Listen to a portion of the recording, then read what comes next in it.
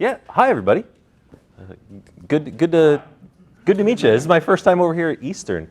And so, yeah, my name is Jeff Kuhn, and I'm over in the Office of Instructional Innovation in Athens.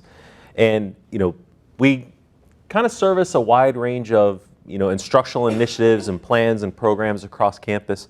But the majority of the work that we do is just helping, faculty, even administration and other staff around the university with developing online course content. I guess that's kind of where I'd always like to start. Who's taught online before? All right, cool. We got some seasoned veterans. How many courses? One? One over, yeah. I get that a lot. One over and over and over again, but I have 7. 7? I've done 2. 2? Yeah. All right. I have none. None? Okay, cool. So some of the tools that I kind of show, with only an hour and a half, it's kind of tricky to get too deep into things, but I just like at least to do an overview of some of the tools that are available. Maybe you already know them. If you do, chime in with how you use them, kind of just using this as a way to get a conversation going amongst one another, and then a way to kind of reach out and say, hey, I want to make some changes to my online class. Who do I talk to? I want to do something completely different with my online class. Who do I talk to? Who do I reach out to? Currently, we have, I'll go through our little page here to kind of show everybody what we're looking at here.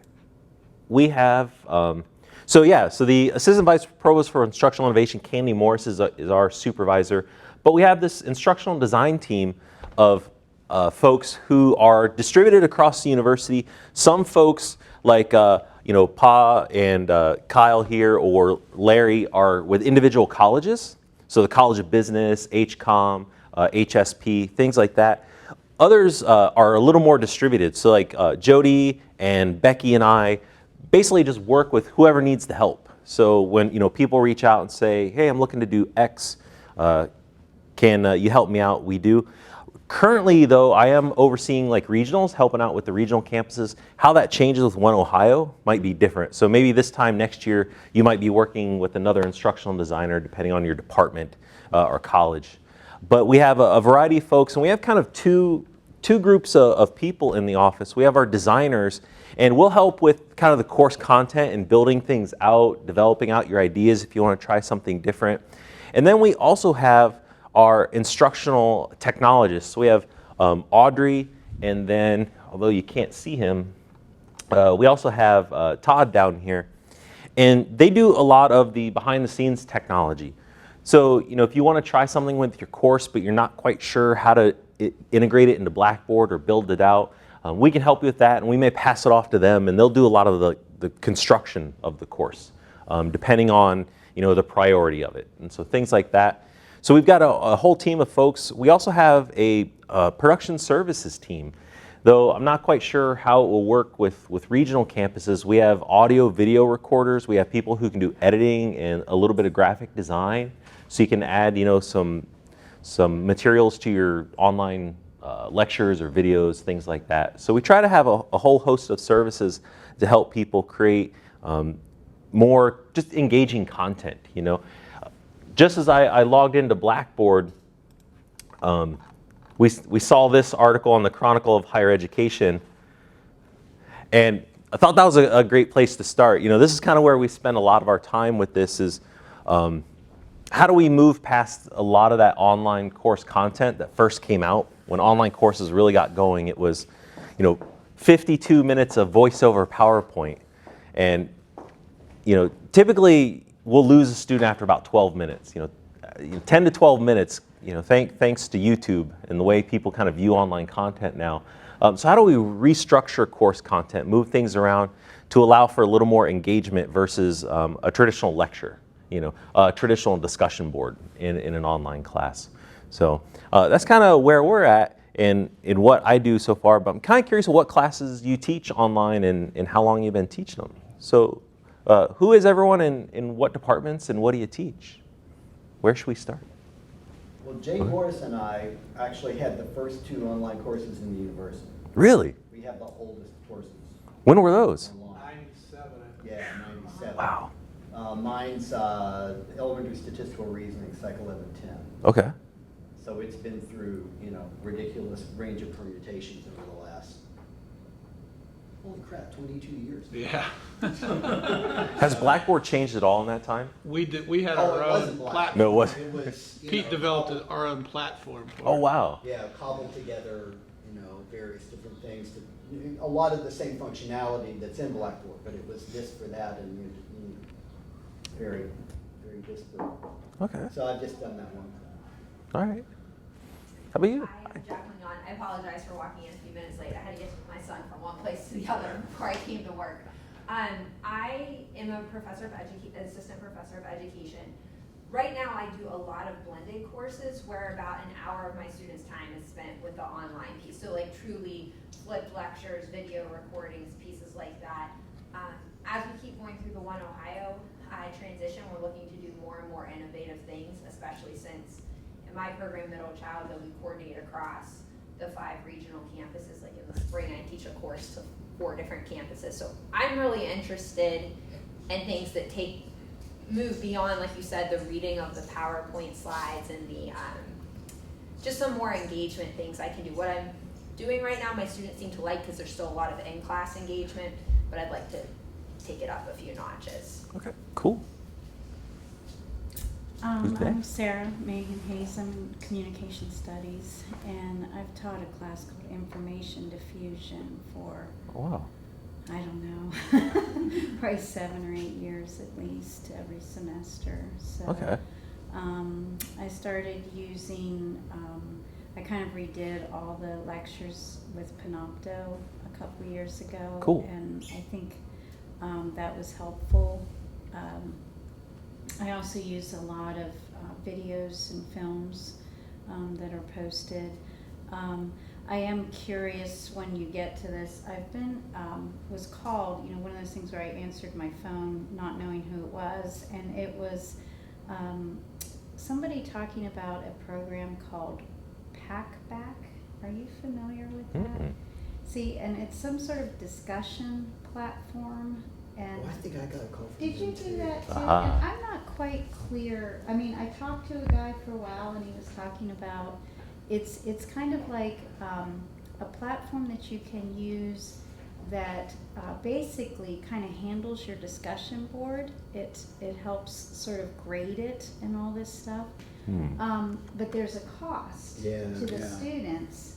But then they have scholarships for it, and then they were sending like information from people from OU who have used it, like sort of as references.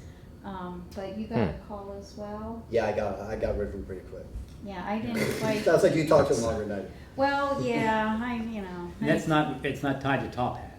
No. No. So, and you're Never you heard weren't of it. familiar with it either, Peter? Okay. Yeah.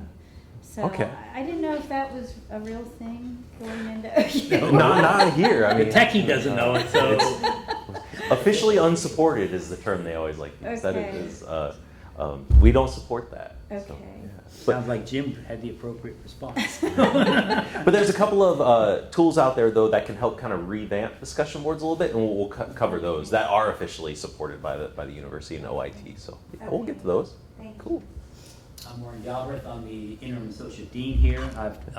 I teach social work classes, and also I've taught TAS classes, both online. Have been involved as being the chair of the undergraduate program in social work. I know the social work program. I saw Pa up there. Yep. He's been getting the master's program up to snuff. I want to know more about some of the tools that are available there, because I probably will be teaching at some point in my retirement in that master's program. Okay. Cool. 好，能直接掉。 And we know. Anyway, I taught 2 online classes starting from the spring semester. That's the first one I taught to. Yeah.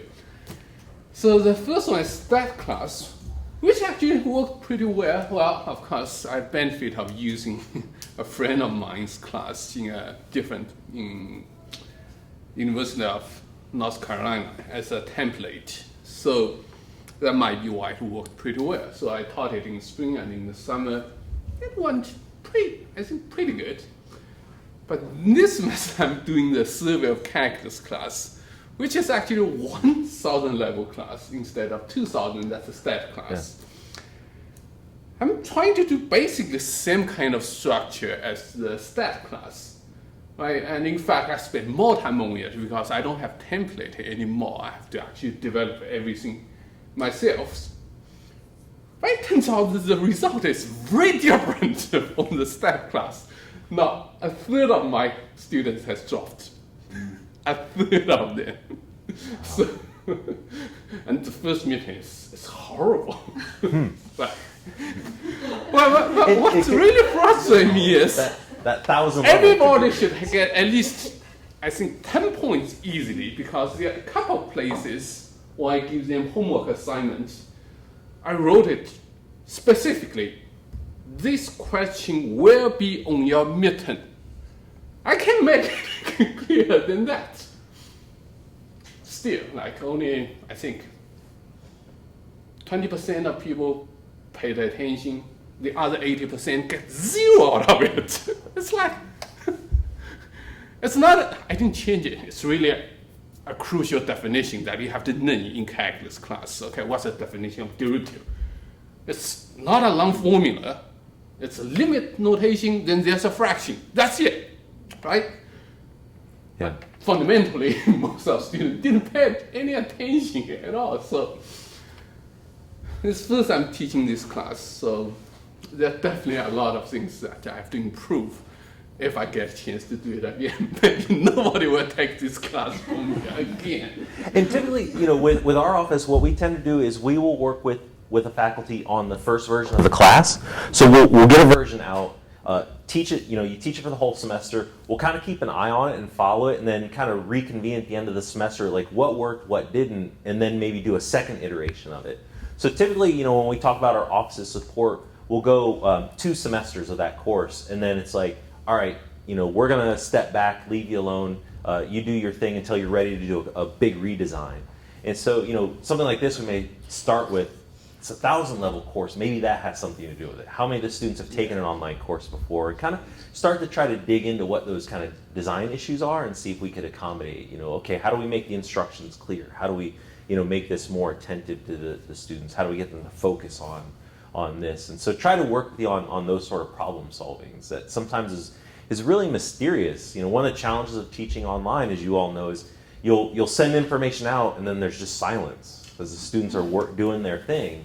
And you just don't quite know what's going on, and it's a strange place for an instructor to be, because you're just not quite sure what's happening. After 13 years of teaching in a classroom, and then I went to online, I was like, I hate this. I have no control. But we tend to look at it, if we design it all up front and then release it, you do have that kind of control, and you can make those kind of adjustments on the fly. But often we just need help, and that's where our office comes in. I definitely need your help. All right, let's do it.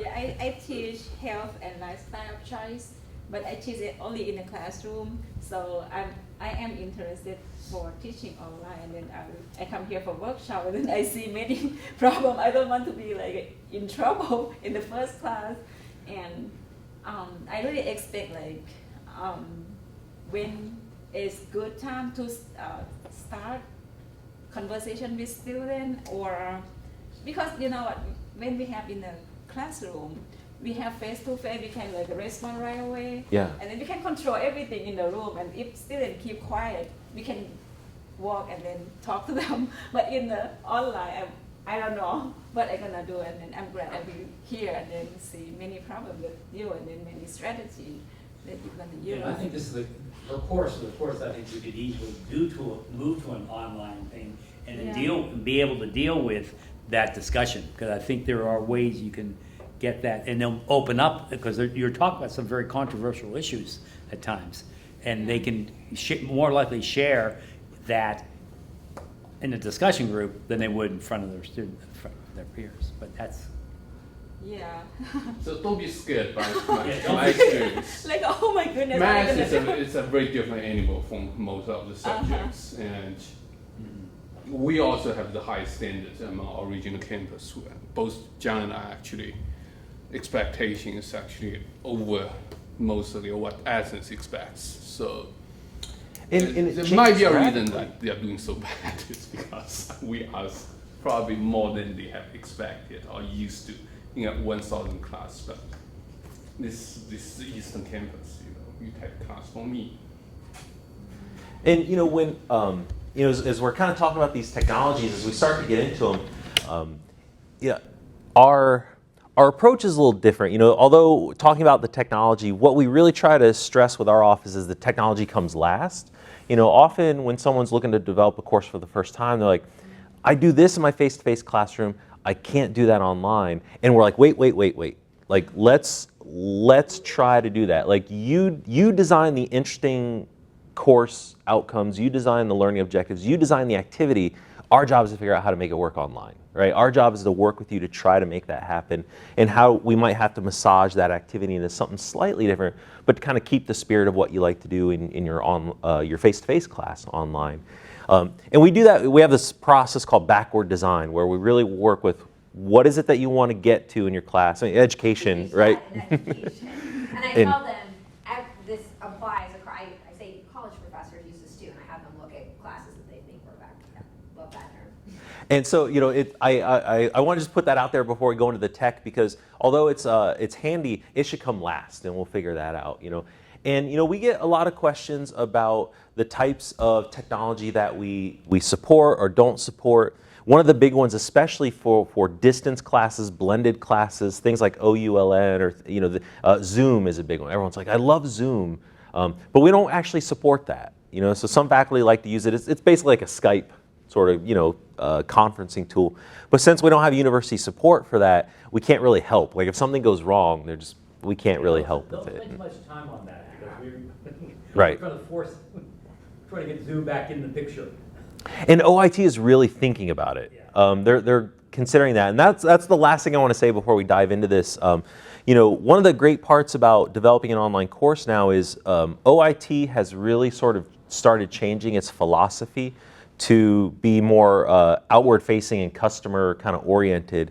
Where before, I don't, if you may have worked with them in the past, it may have been difficult to get something, but now they have a really great academic technologies team down there who just say yes immediately. They're just like, we will try to make this happen. So we've got some new tools out there that can really help with like discussion boards, video conferencing that we just didn't even have like a year ago, because they're just really looking to address people's needs.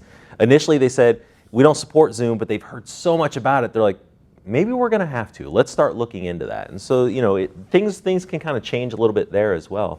We are actually piloting some classes in Zoom. Yeah? In the spring. How'd it go? We are going to be piloting. Like the whole getting it ready, has it been easy or?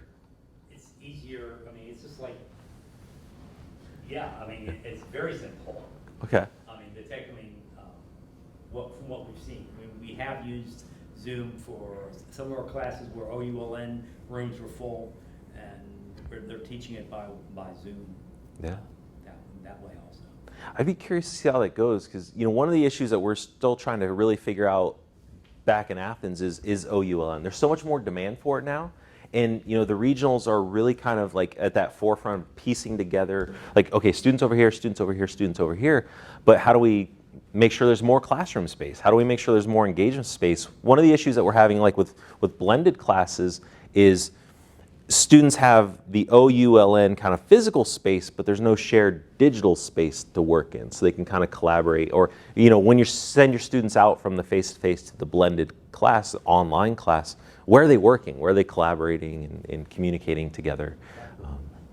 Blackboard, right, which is a workhorse for sure. And it has its limitations, but one of the things that we really try to work with is figuring out ways to really kind of get the Blackboard course streamlined and kind of focused for your students. And so a lot of times, we'll have faculty say, well, I find Blackboard frustrating. Like, let us handle it then. If you make the content, we'll figure out the Blackboard portion of it in terms of getting things in there. One of the things that we can do, so this is like a course that Michael Shore and I have been working on for quite a bit, is we'll usually start here figuring out what all the sections are of the course with you, what needs to be in there, what are those key components, and then what we'll typically do is create a little test course for you, or a master shell we call them, where we'll put all the content in it, and that'll be the course that we manipulate and change and work on. And then we just kind of keep that in storage. And then when spring semester comes, we do a course copy into your spring course. We do a course copy into your fall course. So we've always got this default version that we work in, and then we've got your live courses that we can build. And so, a lot of times we may try out and test out new things here, like in your shell, your master shell, to see how they work. And then if it feels good, looks good, the students, we think will be pretty happy with it, we can roll it out to your online courses that are live.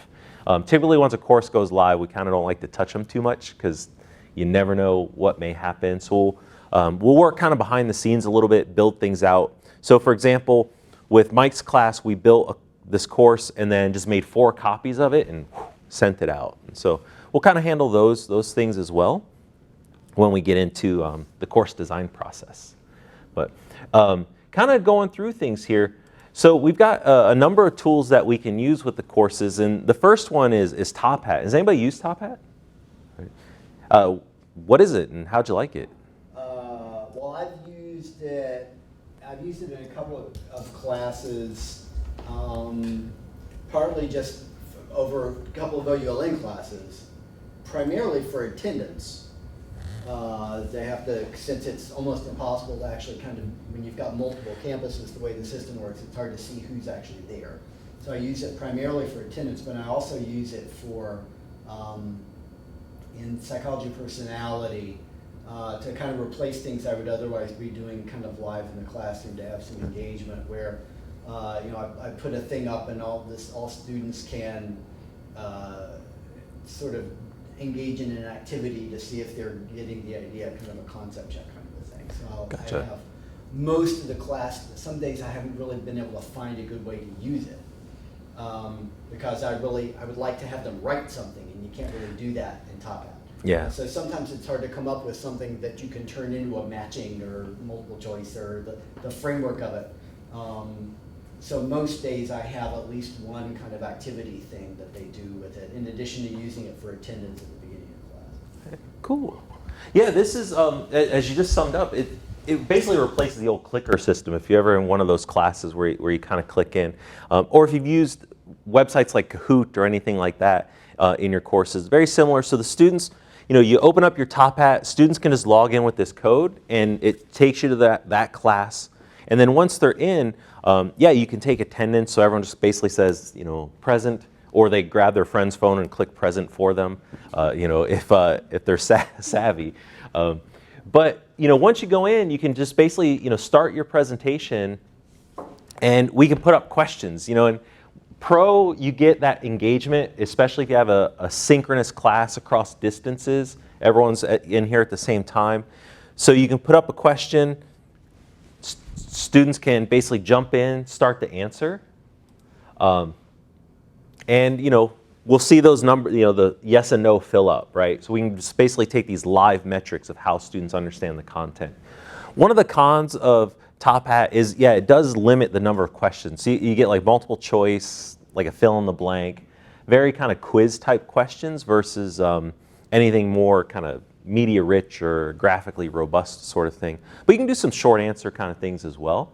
So a great way to kind of check in and see how students are doing.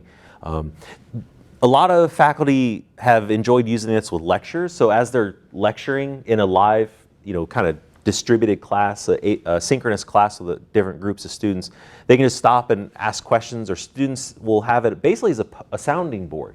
Hey, if you don't understand something, throw it in the Top Hat and we'll take a look. So maybe every 5 minutes they check the Top Hat and say, looks like we got a question about da-da-da-da-da. Let me review that. And so often it can be a really great metric of just in real time, are students following along? Yeah. Students are doing this on their phone. Yeah. Yeah. Where's my phone? Yeah, and it works. There's an app, so the students can use an app.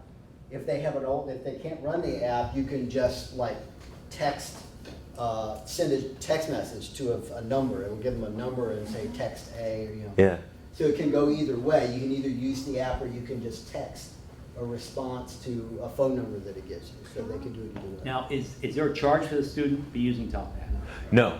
Well, I mean, general fees, tech fees, Yeah, all the that. university has a license with them, but it doesn't cost the student. Okay. Yeah, and that's the great part about all these tools. The students, as long as they use their university single sign-on, they're good. They just log in, good to go, no fees. Like the charging for the pack, is that what it's called?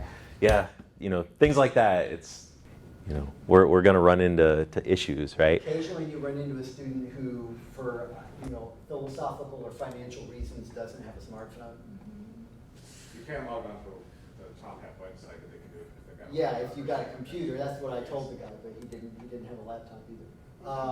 And I did one time have a problem with, I think it was at the Chillicothe campus, I was in a classroom that was buried in the bowels of the building and they didn't get good cell reception.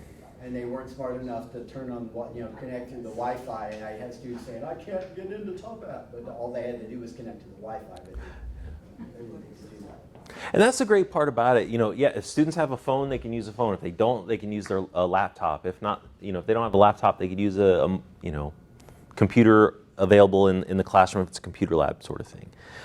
So another great example. And one of the troubles with demonstrating a lot of these tools is unless you have students to populate it, it's not very visually appealing. But unfortunately, I don't have 20 or 30 students to try this out with to test it. But basically, you can put up a comment, right? So you could ask your question up here, and students can short answer it in, and it just pops up all over the screen. So students' responses will be in there. So again, having it be a place for students to ask questions can be really helpful when you're not able to see all the students simultaneously. It's got a grade book, so you can go in and kind of grade students' responses or grade their activities. And then you can just build out your questions over here, create all the questions you might want. So if I go in and click Create, and we've got lots of different options that people can use. So if you just want to I just want to check their understanding, check their comprehension, you want to do a larger discussion, or even if you just want to put your slides up in Top Hat. So you could take your PowerPoint lecture, put it up into Top Hat, make it a little more interactive. Or maybe students aren't quite getting the discussion on math, so you throw the whiteboard up, run through the equation with them live, kind of work through a problem. So you have a little bit of whiteboard functionality as well that can be really helpful. And again, this is one of these things where I don't quite know what to do with it. We sit down, we get on Skype and we talk it over with you and say, we'll work through this together. So again, we kind of introduce it here. You think about it, you're like, I really want to try that. Give me a yell and we can go through it, step by step and really kind of play with it. And I think that's often the big thing I like to suggest to faculty who are starting to develop online courses for the first time, or just using a new online tool for the first time. It's like, call us up, we'll play with it. We're just going to schedule a half an hour and we're just going to mess with it, no stakes, and see how it works. And often that can be just the first step towards that brainstorming of, ooh, so I could use it this way or I could use it that way, and we start to kind of workshop those ideas out.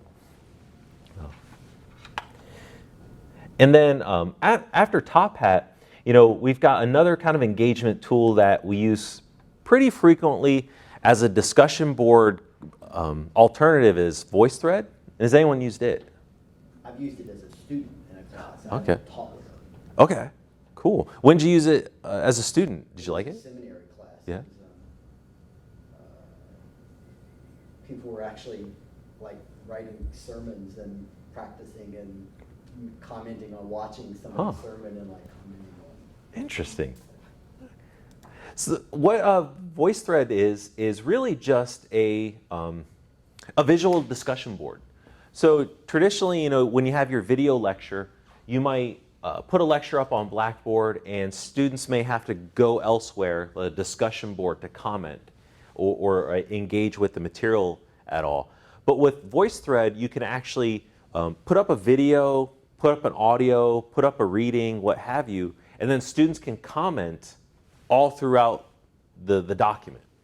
So there's a bunch of different ones from faculty here, but I'll click on one that I've used before. So I'll open up this one. And so I created my Voicethread and had a little... So as a teacher, I can put up my lecture. Students could put up their own video, if they want to discuss something. And then where it becomes really kind of fun is you can then actually comment on this video. So if I go over to the bottom and click the little plus sign, I can now add something at this timestamp in the video. So I'm going to put a little text message and be like, that is an interesting, I can't spell, point. But what about, X, for instance? So I can put a little comment, click save, and then once, as I go through the video, Voicethread and have a little conversation, I can see these little points and I can click on that and it'll show me the comment and who posted it. So then, students can actually target a particular thing in the lecture, in the discussion. You can do little video topics, so everyone has their own topic, they present, and then other students comment.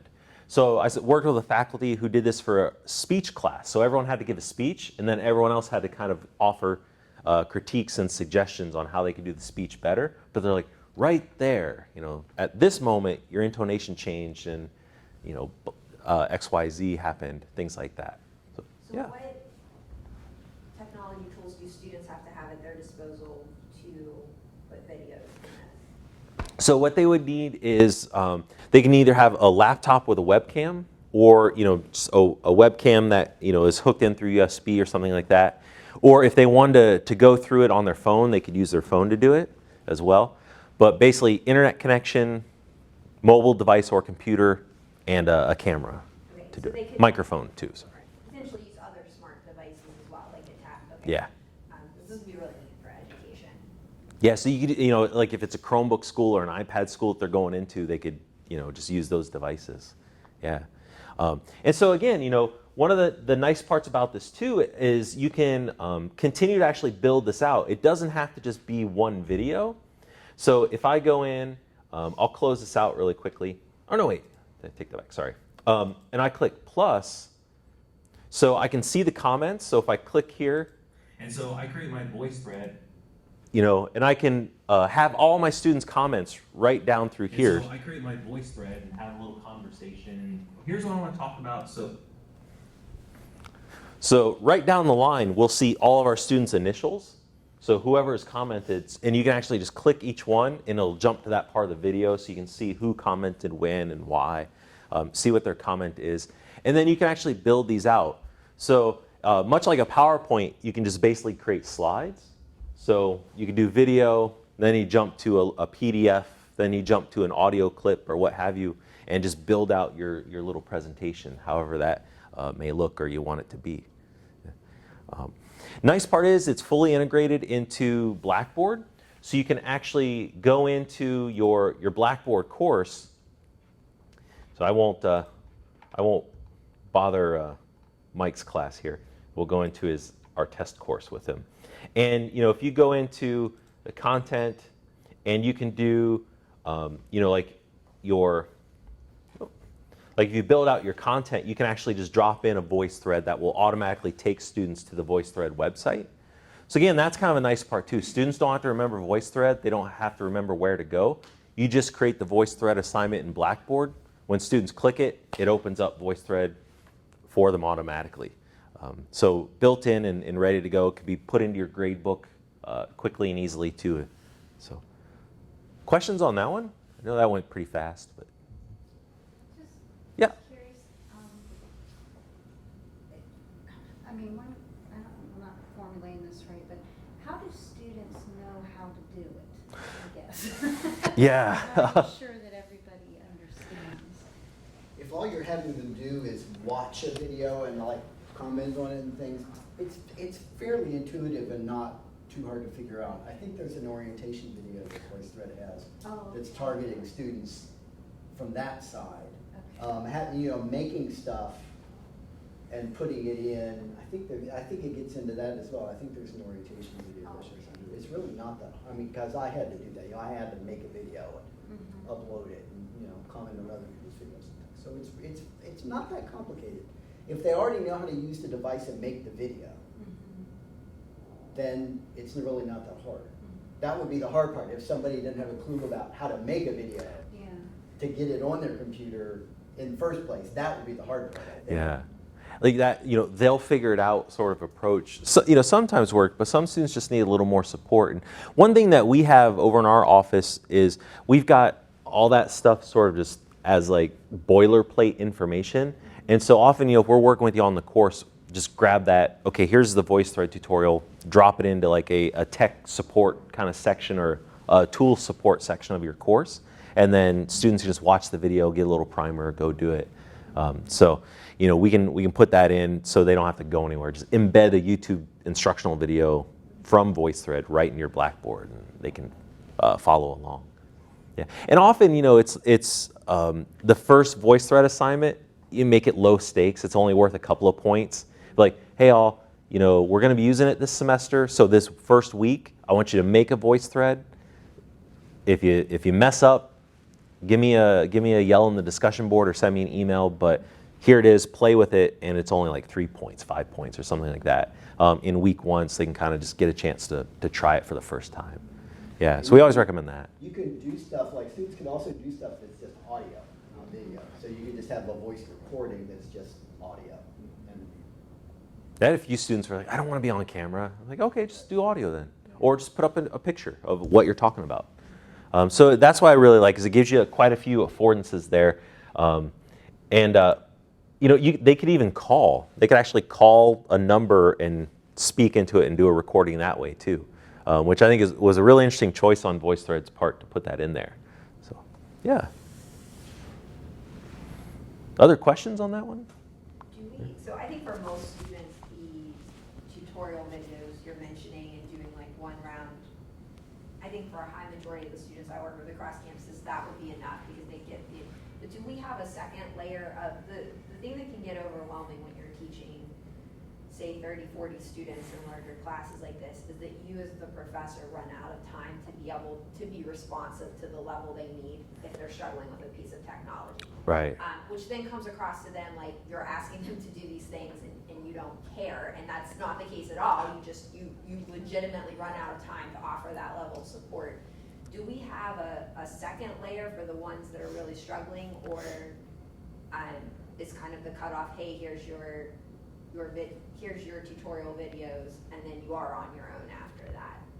Yeah, that's, and often it's just not knowing where to access that information. I'm sure you get this a lot where you'll field Blackboard questions that you were just not prepared to answer because it's not our role. But we try to make really clear in like our tech support section of the Blackboard page of like, if you have questions, contact this email address or call basically OIT's tech support helpline, and they can start to work that through. Where they can kind of get more specialized information on who to talk to. A lot of times too,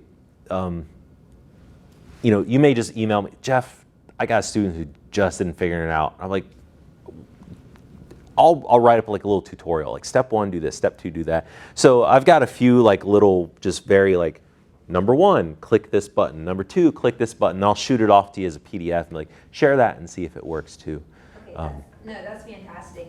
And that's the thing, sometimes you're not great at explaining. I find that even though I understand the technology and can use it, I'm not as proficient at breaking it down to somebody who's really struggling. Whereas if you had a PDF like that and I could just personally email you, then okay, here's another way of trying to help you understand how to work through this. Right, and we really try to work on that of, a lot of times there was faculty resistance online, so I just don't have the time to figure out all the tech. And I just want to be my subject matter expert. I just want to talk stats. It's like, well, okay, you talk stats, and we'll handle the tech component. So really trying to work with everyone to figure out those needs. One of the big challenges though with being in Athens is we don't hear a lot of that communication from the regionals. So a lot of times we're just not quite sure what the students need and how to support. And that's why I really wanted to kind of keep this more of a discussion because that's really valuable for me to know and starting to think that through of like who needs help and where and how, because it's different, I think just knowing that, because like in the one OULN class I teach, so one of my campuses is Southern. So whereas I could maybe spend a week where I go out to the Zanesville campus and teach from there, I can maybe even make the drive to Chillicothe or Lancaster. Southern, it'd be 4 hours down, 4 hours back.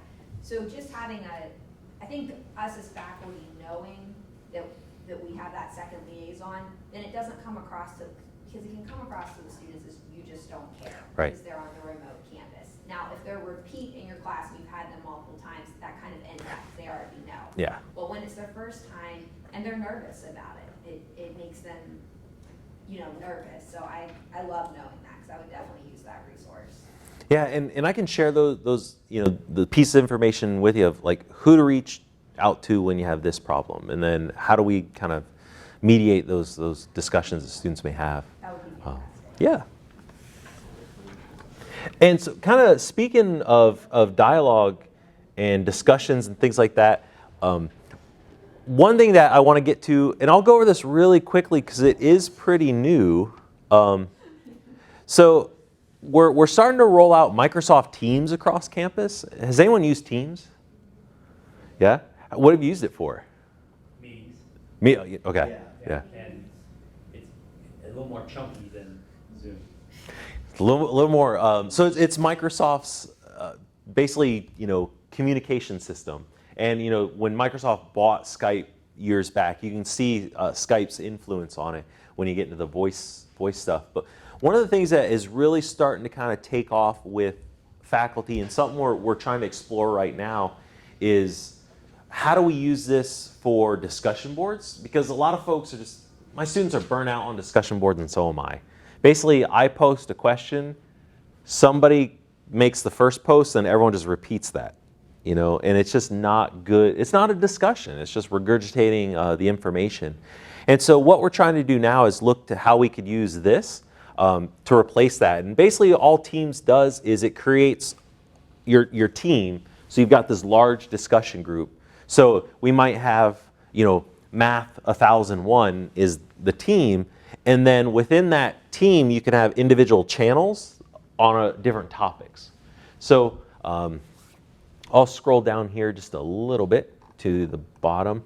And we've got, so for instance, like a psychology class where we tried this out in the summer for the first time, the faculty member just said, I want to do office hours on here.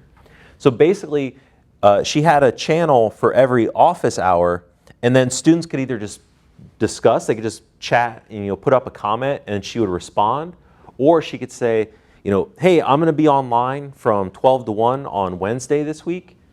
Join in, hit the camera button, the meeting button, and open up a video call and we'll chat. We'll talk a little bit. And we're getting a lot of kind of student engagement out of this just because it looks very much like a text message system. So if I go into chat, so I'll click on chat, and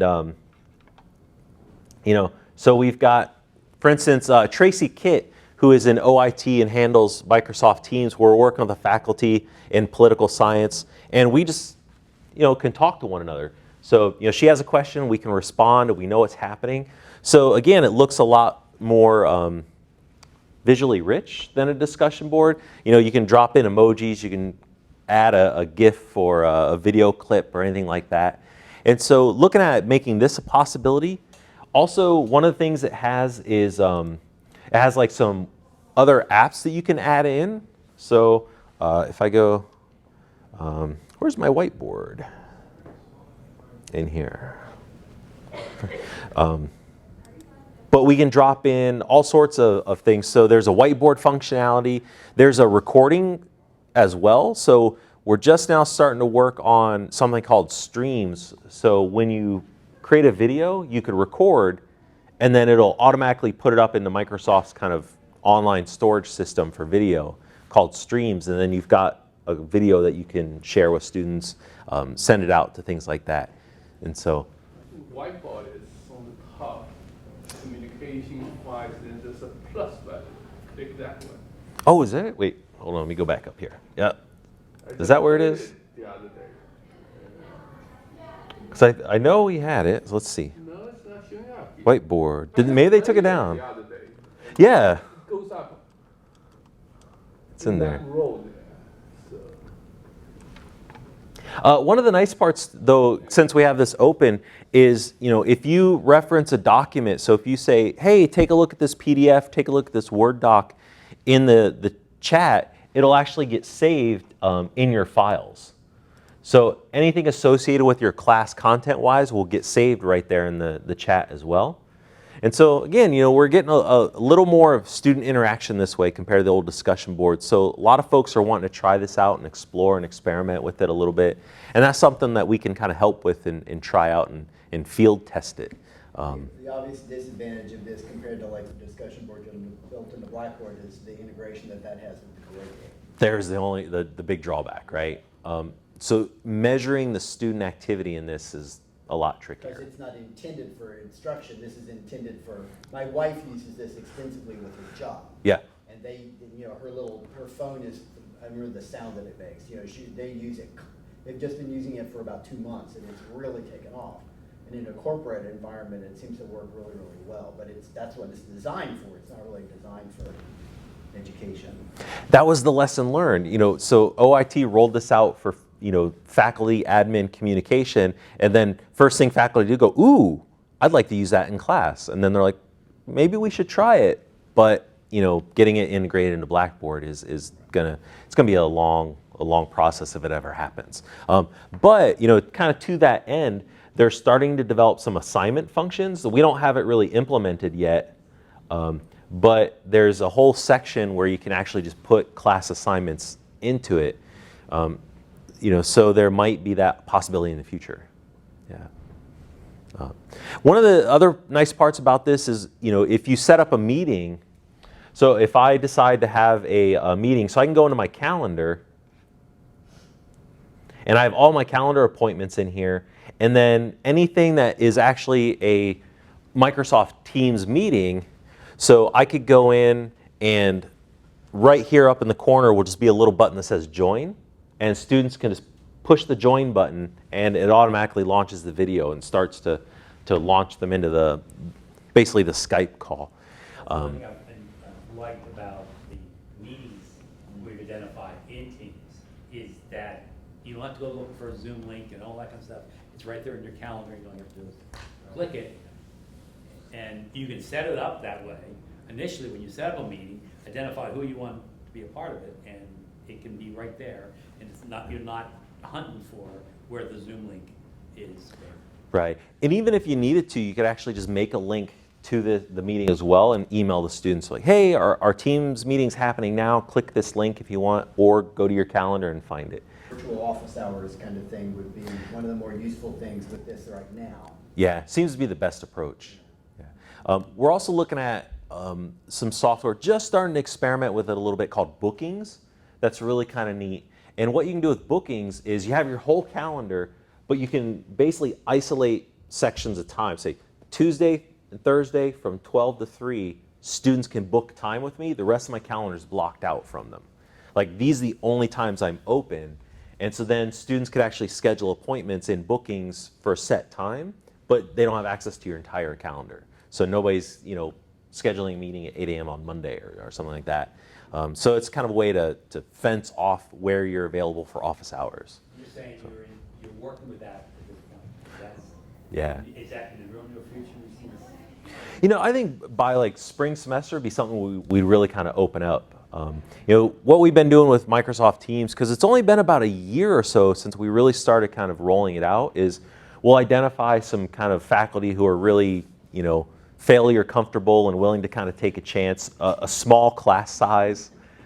So like with the psychology class in the summer, we had 8 students. So 8 students and a faculty who's really ready to go with it. Which class was that? This was is 1110 the psychology, or the psychology stats course. Yeah. And so we had that. Again, so we tried it out, worked out. Now we're trying it with a few more people. I think this was the stats course. She had 2 classes we were trying it with. 1110 is the stats. Okay. And then, with Bookings, again, we're trying it out right now, seeing how it works. And then if we get enough of that, it's working well, working seamlessly. Because Tracy works really well and quite directly with Microsoft. It's like, this doesn't work, and then they really start to address it and fix it. So trying that out, yeah. And that's the other part too with the Office. You got a question about this tech, I'll reach out to the OIT folks. It's not that you have to know everyone and who does what and where. We'll handle that kind of part to to it as well, so you can just focus on the content, right? Focus on the material. And the last thing I really wanted to show was, so Panopto, and a few people have used Panopto, yeah? Yeah, okay. And if you haven't used Panopto, it's really basically, in one section, it's video storage. So instead of hosting video on Blackboard, so if you've ever uploaded a video to Blackboard, sometimes it doesn't stream quite well, or gives you like this little postage stamp size thumbnail. But with Panopto, we can upload the material here like you would YouTube or something like that, and then just stream the video out. So it works a little more seamlessly from the student end of things. And so you can create a course, it links into your Blackboard. So if you have a Blackboard course, you've got a Panopto kind of folder that you can just drop your videos in, and they're right there, students can access them. And then each time the video is played, there's a metric count. So we can actually see the analytics behind the videos. We never say watched, because we don't know, the student may have clicked play and then walked off to the kitchen to have dinner, but at least it got played, we'll say. And so, we can add all the videos in there that you may want. You can see some of the folders of courses that I work in. And one of the neat parts about this, though, is as you create your video, so I've got my video here, you can have it do, they're not they're not 100%, I would say, but it does automatic captioning. So it'll actually transcribe what you're saying and put it up as caption text, which is nice. And then you can go in and make little changes. So if it didn't quite say what you thought it's supposed to be, or if it's completely incorrect, you can change out the caption. But students can click on it and go straight to that point in the video, which is great. That's flattering. When did that become available? Not with the caption. Yeah, I didn't know that. It, not too long ago. Okay, It's, it wasn't in there. no. It actually may have even been like the last 6 months or so. If you uploaded a pre-recorded video into Panopto, which I know you can do, would it add captions to that too? It will. So I recorded this on my computer using QuickTime. I've been trying to figure out how to do that for freaking years. Yeah. Okay. Because there is one person who works on, the closed captioning and things like that for the university, and it's just so much video content and not enough manpower to get it up and running. And she works really hard. So if we can get this, that far along, it really helps out with our ADA compliance. If, in that situation, I just did a video for, or a lecture for one class and had a PowerPoint going at the same time. Yeah. And what popped up over here on the left-hand side was each PowerPoint. Yeah, was it also capturing everything I said? Without seeing it, I'd have to see it if it captured everything, or it may have gotten confused and pulled something else out of the I data. was confused because the only thing I could see was just my PowerPoint. PowerPoint. I was probably not hitting a button. That's what I could have seen myself too. Well, because if you put a PowerPoint into Panopto, it will try to the best of its ability pull out the text in there and make bookmarks for those that you can grab. Right. You might see slide 1, 2, 3. Yeah, right. Yeah. So, but yeah, if you're speaking at the same time, now I'm not sure what it's going to do with that. So. Yeah. I know the students saw me and the video and the slides, but Yeah. when I was doing it, I didn't know if I was picking my nose or whatever. But that. I don't like recording. I use Panopto in live classes to record what I'm doing during lectures, so students can go back and review. I find I don't like the editing in it, so I prefer to use other things to make for an online class. I wouldn't want to actually do the recording in Panopto because I'm too much of a control freak and I can't edit the way I want to edit. But the idea of being able to make a video in something else and then dump it into Panopto and be able to get it closed captioned or something like that, that would be really potentially very useful. And I've worked with both types of faculty. Some are like, I dig it, it's fine, because you can do a little bit of editing here. I do not like it. It's really persnickety with it. And so I prefer to use QuickTime, or there's a software called OBS that I like to use for recording on my desktop. And then once I have that video complete, I just upload it to Panopto and done. Yeah, but one thing I do like about Panopto that's kind of nice is once you go into your video, there's a little edit button up at the top, a little pencil icon you can click, and then you can actually go in and make adjustments to the video. And one of the things that's really kind of neat is you can just put in a quiz.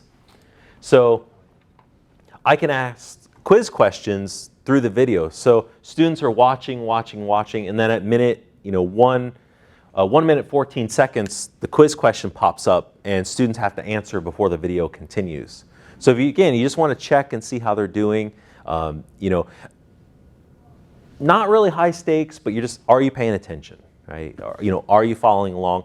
You can do multiple choice. Multiple select, fill in the blank, true, false. So again, pretty simple questions, but you can add them in there throughout the lecture, throughout the little presentation. Yeah. So if you do that and students answer, how is that evaluated, or how do you know who's done what? I guess. You get a little, like a results section. So, the Panopto video will have who's done it and what was their score, sort of thing. But in terms of bringing that into the Blackboard grade book and making it kind of a assessment of some kind, I find that a little tricky. It's not the most elegant thing in the world, because you have to check this and then manually put it into Blackboard, and maybe it's not worth it. Jim, what video software do you use? For editing? Yeah, so the ScreenFlow. ScreenFlow. That work well on your Mac? It specifically was created, it was first for Mac, so. Is that something that's free, or is that something that's? No, it is cheap. There's a license for it, but it's not less like $25 or something. It's not very expensive.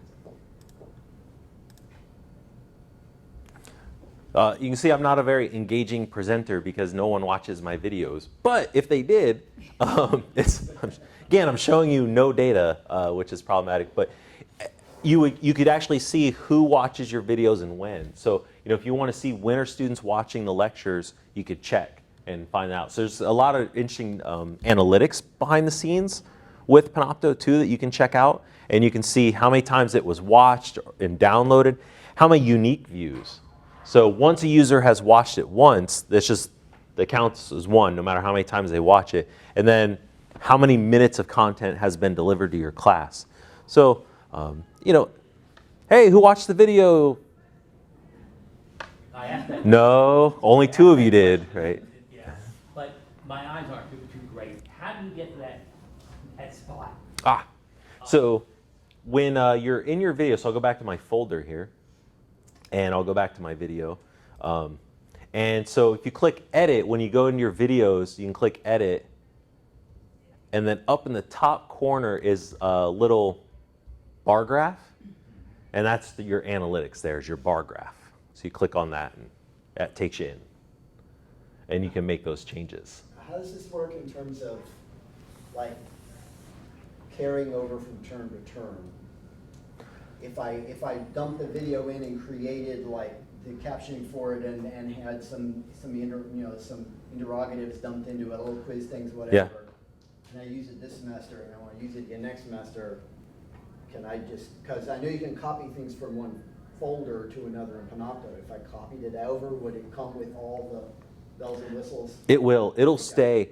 So that's one of the nice parts too. Since the information isn't in Blackboard, Blackboard's just grabbing the data from the internet and pulling it in. So as long as we don't touch that video on Panopto, it'll stay, completely good to go for as long. How about the analytics?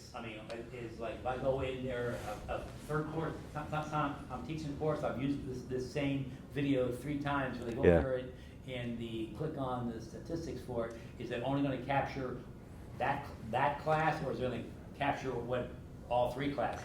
It'll capture all 3 classes because it's just the interaction with that video. But then you could say, I only want to look at the last 30 days. I want to only look at the last 90 days. So you could isolate that data out.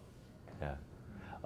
And then, the other part too, and this is something that we can talk about, with Mike, because we've been working on a class together, is strongly encouraging you to keep your video content evergreen. Avoid dates.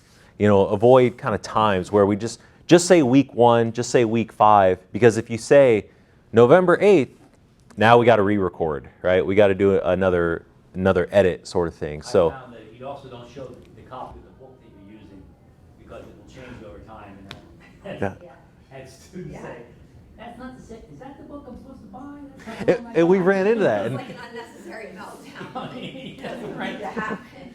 and that's actually, when Mike and I were working on the class, we thought it'd be great if we took this last half hour of the little workshop here just to kind of talk about that course design process. So I didn't know if you wanted to come up to the front, we can pull up some chairs. If you have pre-recorded videos and you need help putting them on Panopto, Jay and I are here, and Trent, we will do what we can to convert it to digital formats, and so that you don't have to figure out technology, bring it to us and we will get it up there for you. And which software do you think works the best? I mean, you've done with all of these. I mean, which smoothly goes the best into Panopto? I use Handbrake a lot to convert stuff to MP4 format, and then Well, that's the important thing. It doesn't matter what program you use to make it. What matters is the file format in which Yes. you export it. Oh, Yes. and Right? And So when you- MP4 works is well. pretty universal. Right. It'll work for almost anything, and lots of different programs can make an MP4 from. So that's what really is important, not so much the program you're using. We found one format that didn't like that, didn't we?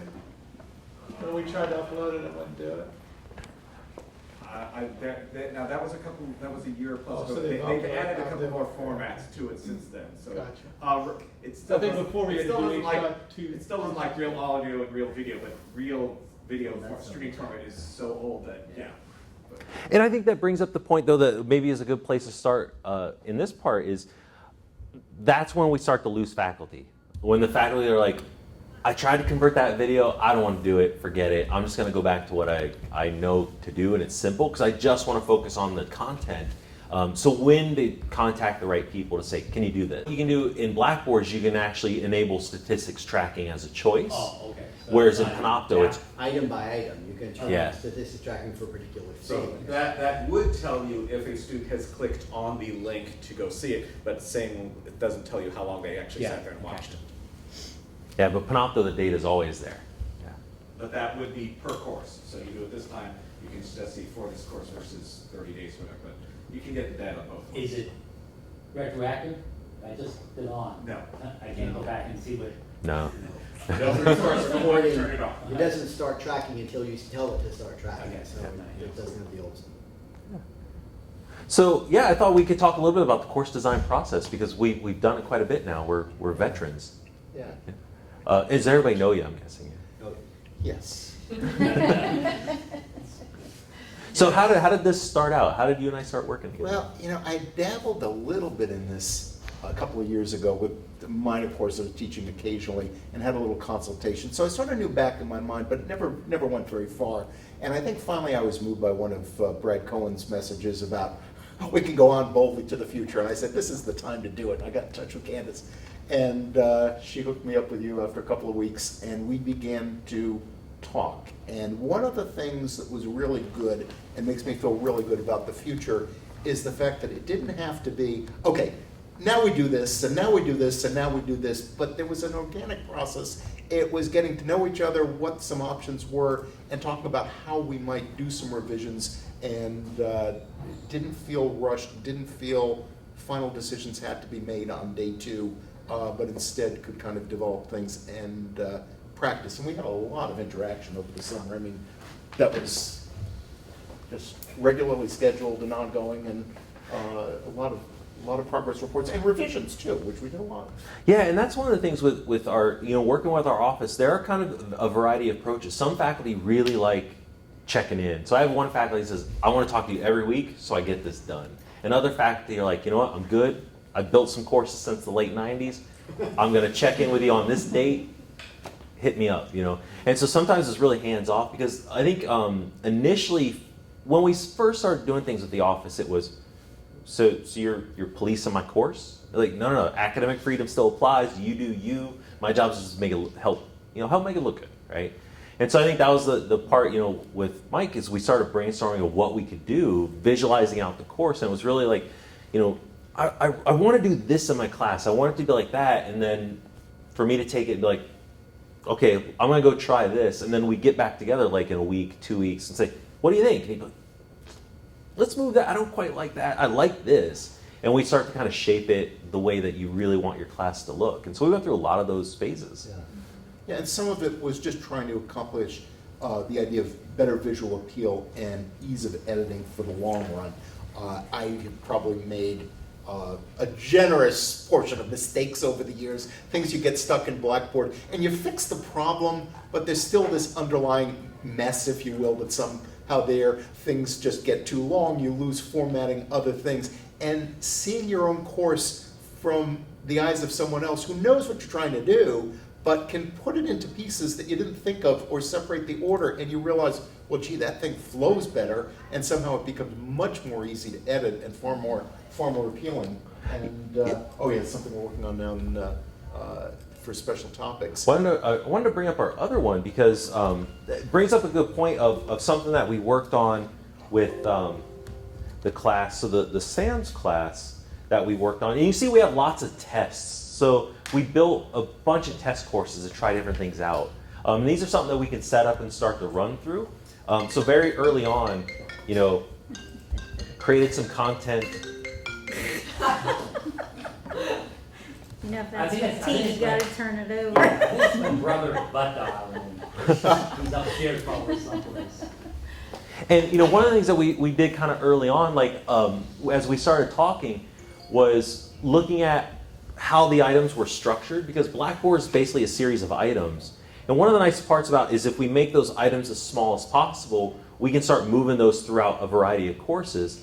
So one of the things we kind of did early on is we broke down a lot of the content and said, all right, let's put the PowerPoint as its own item in each week. Let's put the required reading in each week. So when it comes time for the revision, you change the reading, we only have to change that one little thing versus going in and kind of restructuring everything. So we made the content as small as possible in terms of like building blocks. And now we have all these little Legos that we can just move around the course or into other courses. And one of the great things is, I found myself feeling like I was living in parallel universes. There is the universe of my blended offering of a finance course. There is the universe of my in-class. There's the universe of the online. And everything had to be repeated and copied. But I found this particular semester, this is one I'll hone more over the next couple of years, but it was much easier to take these components, exactly what Jeff was talking to me about, and saying, let me pull this part out, let me pull that part out and copy it to another course and do it. And as I'm looking at things like special topics courses in which some things will always be quite distinct from each other, but there are other things where there may be an overlap of some topics or a fusion into a new course as we change topics. Instead, being able to say, okay, here's a combined repository for a whole bunch of things. Yeah, and they currently go to these two courses, but this piece can be pulled out, that piece can be pulled out and massaged into another entity. So much less of the frustration. And I think back when I first did an online course, it was torture. It was just, I wanted to do it. I knew a lot about teaching, but organizing all this information and now being able to set it up. But I would say if you're doing it, stop back and think about the role of librarian, if you will, and really think ahead to what you'll be wanting to pull out potentially 2 years, 3 years down the line. Because if you just shove it in the shoebox like the receipts for the small business and hand it down to the accountant, except you're the accountant, it's going to be a mess to sort. So labeling things appropriately, and we talk a lot about, and I'm detailed like that, and Jeff can relate on that level. Let's label this with a code E, let's label it with that, you'll know what to do. So be able to be pulled out and massaged afterwards or replaced in a different course. And that was part of our workflow a little bit where, I would log into Blackboard and I'd sometimes just see note to Jeff and Mike say, let's move these things around. So we didn't even necessarily email or get on the phone, but just we left one another these messagings within the Blackboard course, and then I would make that adjustment and then just delete that thing, and we fixed it. So we had this kind of workflow too where I'm just checking into the course to see what comments got made. And we had that iterative design process. And that's really kind of the big thing, is we really focus on that iterative process of, you come in with the subject and the content, think about how you want to structure it. We take a shot at, organizing it. And then basically, you say, I like that, don't like that, like this, move that. And then we do it again. And then we've got it built, run it through the students to see, that first semester how it looks. And then, end of the semester, reconvene how it worked, any troubles, students have comments, then we could do a second run of that course and redesign. When you're doing this, are you Yeah. doing it in a master course and then exporting it into your actual class? Yeah. Okay, so that's, I mean, Yeah. that's because you don't want the note to Jeff to pop up in No. the Right. students. No. Although occasionally I may leave something in there if we're having a new course this semester, and so I knew going in, because it was a textbook revision on the finance course, I wouldn't be ready.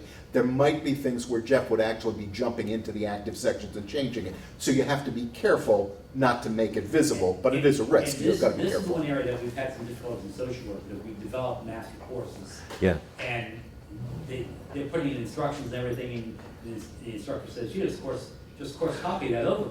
Well, wait a minute, you do that, and all these notes that you've got to the instructor are coming across. Yeah. It's important to look at it from the standpoint, this is what you pull from, don't just be lazy. Yeah.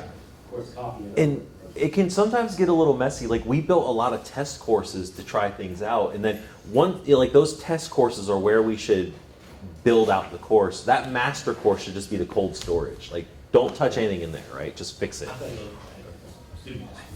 I figure, yeah, everyone's got to go to Yeah, class. I've got to duck out for class too, so my parting question is, because I want to follow up with your office on a course, and Warren and I have already been Yeah. talking about it. What's the next step? Like, okay, now I know the course I want to do something with.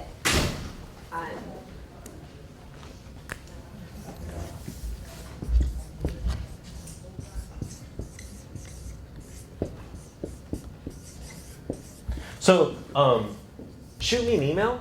And, one of the things, like I mentioned at the beginning, like with One Ohio, you being in education, you might go to one of our other instructional designers, Patrick, or me, we're still trying to sort that out. But in the meantime, just send me an email.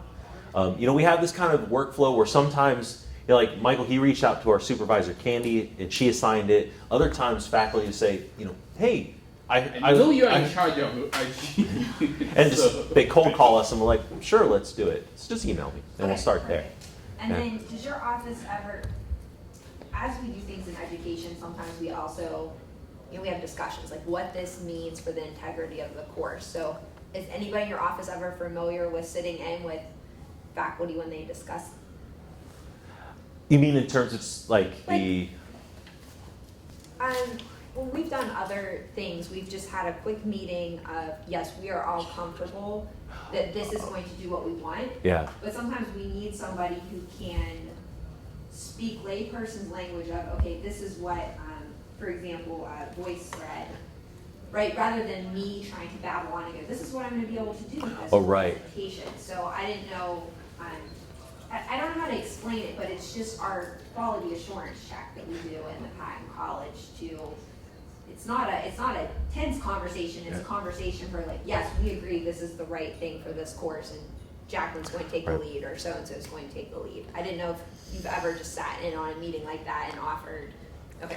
Sometimes I've fought against tools and other times I fought for them. It really depends on what's needed for each Right. course. And I think often that comes into we're all going to use X, and we're like, no. Let's not do Yeah. that. No, I wouldn't be right. putting you in a tense conversation. Just because we're trying to make some of these changes, it Right. helps to sometimes have a person who can be more articulate about the tool and what it can and Yeah. can't do, so that we're not spinning our wheels. And we gladly do that. And a lot of the instructional designers will often report directly to the dean of the college too. Okay. And so they have a straight line of communication where they say, I really think this is the right way to go, or I'm not so sure about that. Let's walk through it. Yeah. Okay, thank you. Yeah, no problem. Thank you for everything.